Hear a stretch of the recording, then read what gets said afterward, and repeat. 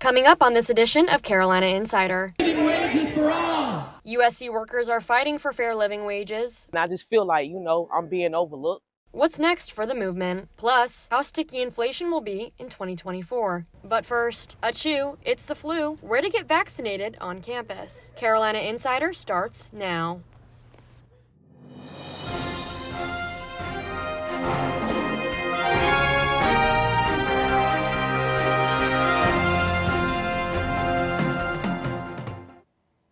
Hello, and thank you for joining us.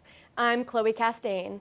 Finals are right around the corner at USC, but there's something else to watch out for: flu season. Here with more on that is Spencer Ball. Spencer? Thanks, Chloe. It's National Influenza Vaccination Week, and here in South Carolina, we're seeing a surge in cases. According to DHEC's most recent data, the rate of patient visits for flu-like illnesses was at nearly 7%, doubled the agency's baseline. 5 people have already died in the state from flu this year. We talked to USC students on Green Street to see if they plan on getting the vaccine. I think it's honestly a great opportunity. Personally, the reason I haven't gotten it yet is time and convenience. If you're looking to get vaccinated before winter break, students, faculty, and staff can make an online appointment at the Center for Health and Well-Being. Drugstores like Walgreens or CVS also offer the shots. Back to you, Chloe. Thanks, Spencer. An update now on the story we brought you last month. The nearly 1,000 state employees who were expected to move out of their Bull Street offices now don't know where they're heading. According to the state newspaper, the office space in downtown Columbia is no longer available. Another tenant has the lease until 2029, sending the state back to the drawing board.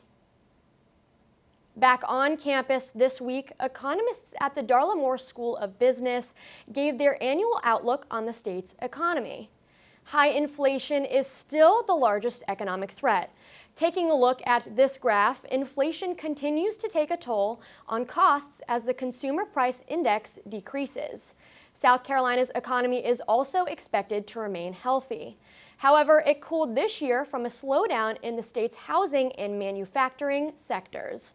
That means the Palmetto State could see some slower growth heading into the new year. USC employees are putting up a fight about their income, calling for a more living wage. As our Grace Berkery reports, labor union workers hosted a speak out on campus to bring awareness and action to the raising wages. Living wages for all. It takes a lot of people to keep a campus of over 34,000 students running. From food service to janitors to groundskeepers, USC doesn't work unless they do.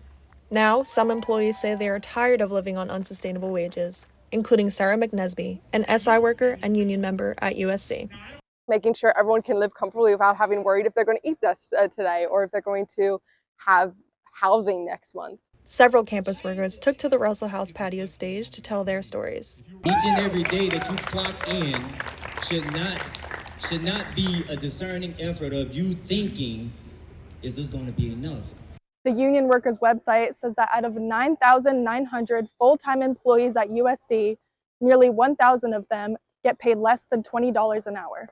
Library custodian Kiara Hammond says she enjoys the work she does, but as a contract worker, she doesn't believe she's receiving fair pay.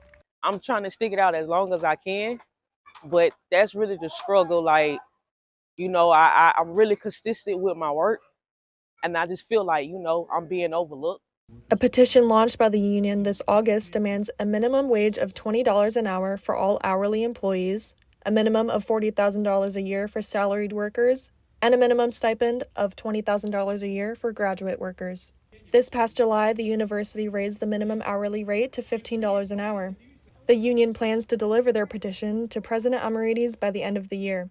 For Carolina Insider, I'm Grace Berkery. Organizers are trying to get at least 1,000 signatures. We checked in with them this morning. So far, they have 790 on the list. In the near future, upstate South Carolina will have a new area code since numbers are running out. The plan has been in the works for more than a year and is expected to be in use by 2024. New phone customers will be given an 821 area code instead of 864. It's affecting 7 counties in the state. Neither Richland nor Lexington counties are on the list. Finally today, a popular pizza spot will be closing its Forest Acres location by the end of the month. According to the state newspaper, Village Idiot's owners say it's simply time.